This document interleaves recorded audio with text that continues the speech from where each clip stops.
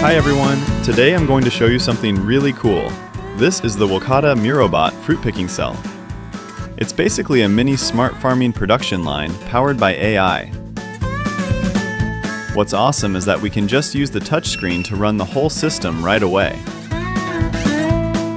But we're not limited to that. We can actually customize everything.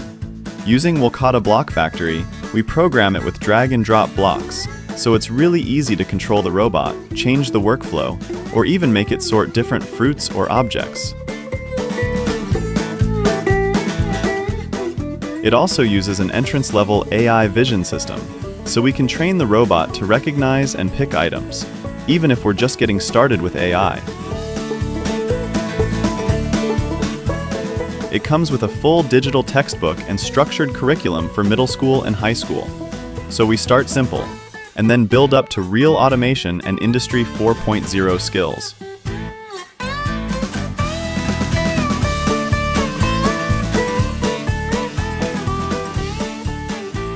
It's not just a robot, it's like running our own smart factory in the classroom.